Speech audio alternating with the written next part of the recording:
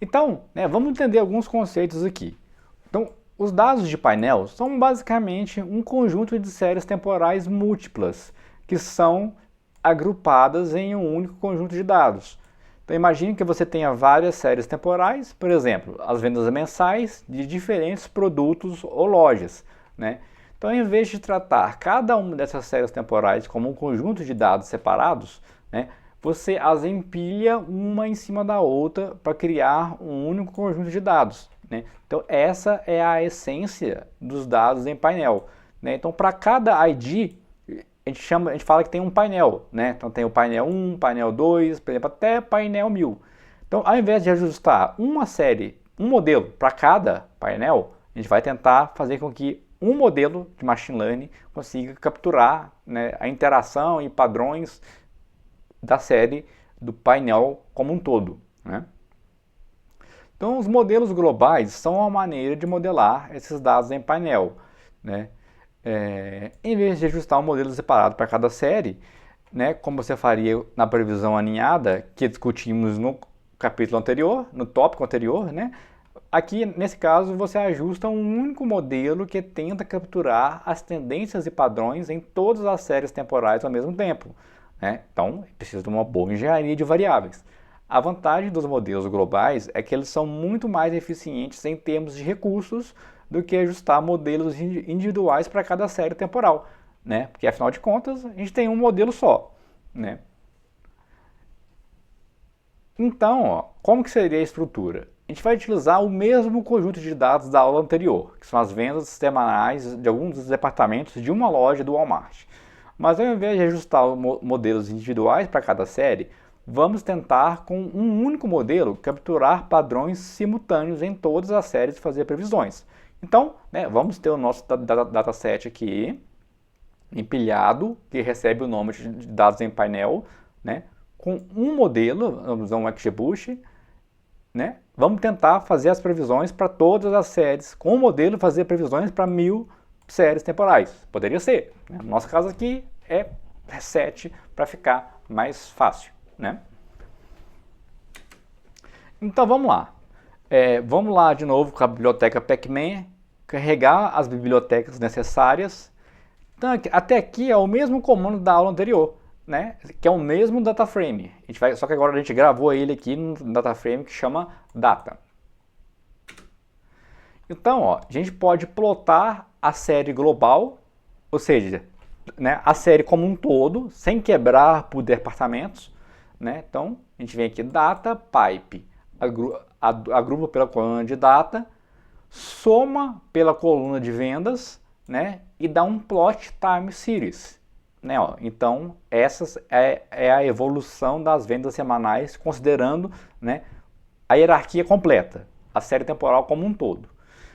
Mas se a gente adicionar um group by ID e dar um plot time series, aí ele vai plotar cada série individualmente, né? Vamos lá. Então vamos separar 3 meses para teste, né? Então a gente vai passar o nosso data frame, vamos vir com o comando time series split. Então aqui access é a base de teste, né? Então, ou seja, porque aqui, ao contrário de um modelo de regressão normal, né, que separa a base de treino e teste usando amostragem aleatória, aqui não pode ser aleatória, né? Ele vai ter que pegar os últimos 3 meses aqui no final e separar ele para teste, né? E vai gravar num objeto que chama splits, né, que é um RSample. Vamos criar a receita. Então, olha que legal. Essa receita, pequena receita aqui, cria 37 novas variáveis preditoras, né? Então, ó, o time series signature está aqui, né? Ele gera variáveis de todos os níveis granulares. Então, por exemplo, como nossa série é semanal, e ele gera variável derivada representando dias e horas, né? Então, na prática, a gente já vem com um step remove e remove as variáveis que ele gerou, né, que não fazem sentido para a granularidade de tempo, né? Então, beleza, ó. Aqui dessa forma a gente pode ver qual que, né, foi a engenharia de variáveis processada. Então, e como o XGBoost é um algoritmo baseado em árvores de decisão, né, ele vai tentar ali encontrar padrões em comum entre as séries temporais. E o que é interessante? Na prática, nem todas as séries temporais têm o mesmo comprimento, né? Então tem séries que a gente tem menos amostras do que outras. Então ele vai tentar achar padrões em comuns ali na hora de criar as ramificações das árvores, e a série que tem mais dado pode ajudar a prever o futuro da série que tem menos dado, né? Então, assim, é bem sofisticado mesmo. Então, agora, ó, igualzinho no Tide Models. Vamos especificar o modelo e criar um workflow. Só que agora nós vamos criar uma Model Time Table. Ó, aqui nós já conhecemos, ó, o workflow, vamos adicionar um modelo, que é um XGBoost, vamos adicionar a receita, né, que nós acabamos de criar no slide anterior, e já vamos dar um fit, né?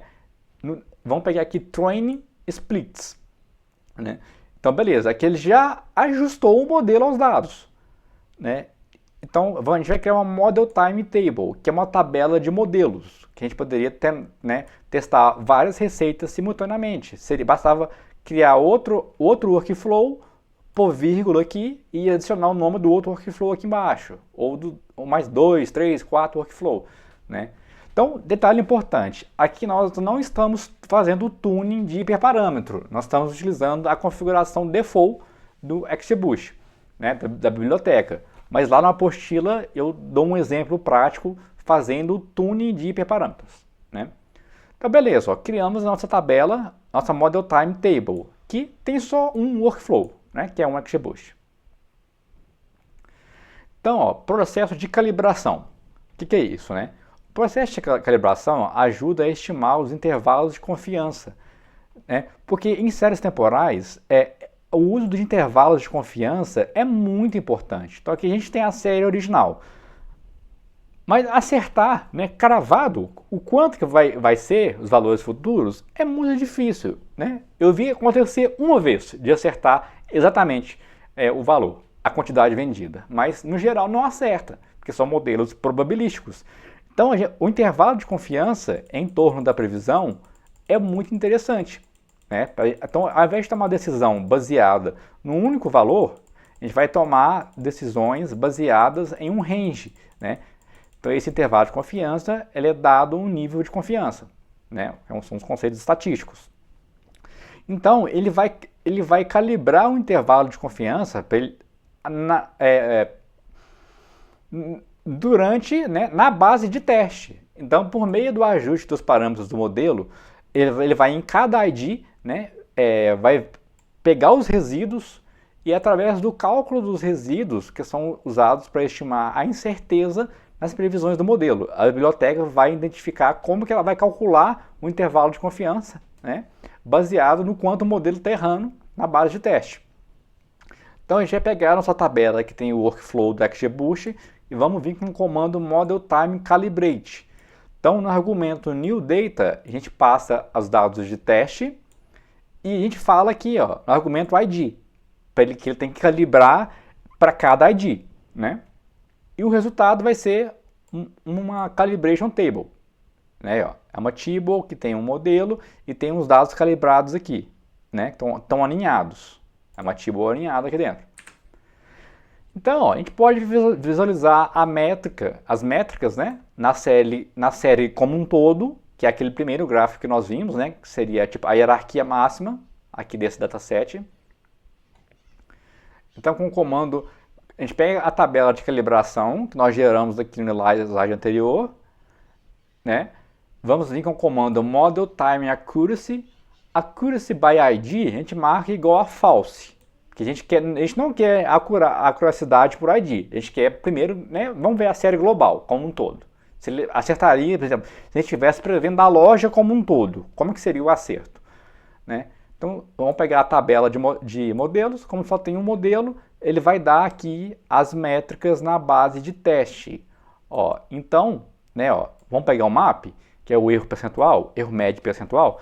Então, em média, ele está errando por 7,19%, né, na série global, né? Então, prevendo a loja como um todo, a gente já tem um bom modelo aqui. Né? Mas será que ele consegue, né, quando a gente manda ele prever nos níveis hierárquicos menores, que são os departamentos, ele consegue acertar? Então agora a gente vai usar o mesmo comando, ó, calibration table, model time accuracy, só que aqui o by ID era igual a false, agora a gente quer o by ID igual a true. Então aí a gente pode ver, né, por exemplo, o map em cada ID individualmente, né, na base de teste. Então tá bem interessante, né, está errando muito pouco.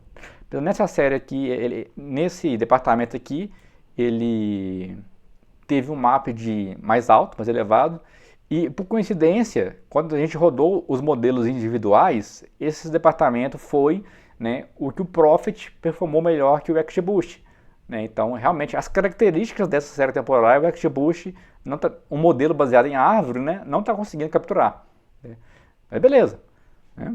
Então, parece que tem bons modelos aqui.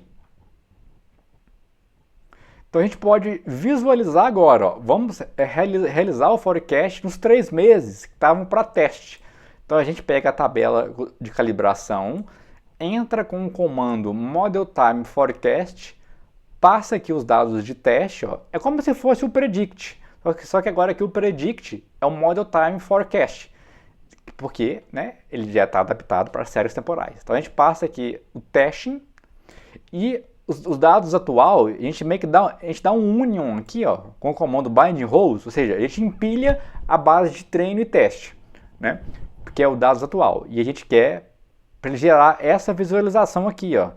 Então aqui, por trás aqui não dá para dar o zoom, mas aí no R de vocês, como esse gráfico é gerado via Plotly, por debaixo ali dos bastidores, né, então vocês podem dar um zoom aqui e vão ver que a linha vermelha, que é a previsão, está acompanhando muito bem a linha azul. Né? Então, ou seja, nosso modelo é muito bom para prever as vendas da loja como um todo. Vamos ver agora no teste por ID. Então, é o mesmo comando. Aqui é o mesmo comando também. A única diferença é que a gente passa... Aqui é o mesmo comando, né? Aqui embaixo, ó, a gente vai dar um group by ID. E aí sim, então, desse código para esse, a diferença é que nesse aqui tem um group by ID. Aí a gente pode ver a previsão, ó, né, que são os pontos, as linhas vermelhas, sobre a base, o período de teste em cada série temporal. Né? Então parece que aqui, né, a gente tem um modelo único, está acertando muito bem. Né? E já era de se esperar, porque nós vimos que o mapping deu baixo. Né? Então aqui, por exemplo, na série... Né? Vamos lá. Aí no R de vocês dão um zoom, né, e olha com mais calma o quanto que a previsão está acompanhando a série original. Então agora aqui a gente vai agora dar um refit, né, que é ajustar o modelo na base inteira, porque a gente precisa das observações mais recentes, que elas trazem informações, né, para a gente projetar o futuro. Então vamos pegar a tabela de modelos calibrados e agora vamos dar um Model Time Refit, onde a gente vai passar aqui, ó, os dados completos. Né? Então a gente deu um bind rows para dar um union, né, para a gente empilhar os dados de treino e os dados de teste. E gravamos aqui. Então a gente executar o objeto refit table, né, a gente vai ter essa tabela aqui. Então, ó, agora, beleza. Agora a gente tem que prever o futuro. Né? Então vamos criar agora o nosso Future Frame, que é aquela etapa que a gente estica a coluna de datas, para ele saber, né, até quando o horizonte de tempo que ele tem que prever. Então, para cada ID, vamos gerar 52 novas linhas, correspondente a datas futuras. Então, ou seja, vamos prever 52 semanas no futuro. Quanto mais longo o horizonte de tempo, maior é a incerteza. Porque a gente está assumindo que, por exemplo, se eu estou prevendo 52 semanas no futuro, eu estou assumindo que o padrão vai se manter até lá. Né? Então, por isso que muitas das vezes na prática, a gente retreina o modelo assim que muda o período sazonal. Então, se o modelo é semanal, virou a semana, a gente já retreina o modelo com essa nova semana que entrou e refaz as previsões. Né? Se o modelo for diário, virou o dia, retreina o modelo com esse dia que entrou e refaz as previsões, né? Que a gente vai recalculando e atualizando as previsões. Então, ó, nós vamos pegar o nosso primeiro data frame que a gente separou lá no comecinho, vamos agrupar por ID e vamos vir com o comando, ó, Future Frame. Então a gente vai esticar ele 52 datas, linhas no futuro, né? Só que ele vai fazer isso por ID, né? Que nós temos um group by aqui. Se a gente não der o group by, ele vai só gerar 52 variáveis como um todo, né? Ok? Então agora vamos fazer a previsão futuro. Então aqui é a previsão na série global, né? Que seria a previsão na loja como um todo. Então a gente pegaria o Future Table, entraria aqui é o refit, né? Esse C aqui está errado. Refit Table, ó, Model Time Forecast, nós já vimos esse comando, né? Onde nós aplicamos o modelo treinado na base de treino e na base de teste. Agora nós vamos aplicar o modelo treinado na base inteira no Future Frame, que são as datas futuras, né? E vamos pedir para ele gerar os intervalos de confiança. Então aqui de vermelho, ó, são períodos futuros, né? Já é o futuro. E a gente pode fazer a mesma coisa, o forecast por ID. Basta a gente acrescentar agora aqui o group by ID, né? Então o que mudou desse slide aqui, que tem as previsões também, para esse slide aqui, é que agora nesse slide aqui a gente já tem um modelo treinado na base inteira. Então o new data não é mais o testing data, já é o futuro, né? Então olha que legal aqui, né? Os gráficos futuros por departamento ficaram bem bonitos, né? A gente vê que eles repetem os padrões sazonais, ó, né? Então, né, a gente viu que nesse caso, com um modelo, nós tivemos uma melhor performance preditiva do que ajustando modelos individuais, né, para cada série, né? Então, são várias particularidades aí que contribuem para que isso aconteça, né? Então, lá na literatura, a gente acha vários papers, né, da Amazon e outros grandes varejistas, né, com estratégias de modelagens globais, né? Então, beleza. Então, conclusão, né? Nós vimos que o conceito de dados em painel, né, nós especificamos a receita e o modelo global, separamos em treino e teste, né, 3 meses para teste, aplicamos a previsão na base de teste, criamos o Future Frame, né, que é para receber as previsões, que tem as datas futuras, ou seja, ele vai aplicando o recipe, a receita, em cada data futura, né, vai gerando as novas variáveis. E fizemos o forecast 52 semanas no futuro para todas as séries temporais com um único algoritmo, né? Bom, pessoal, nossas aulas gravadas terminam aqui, né?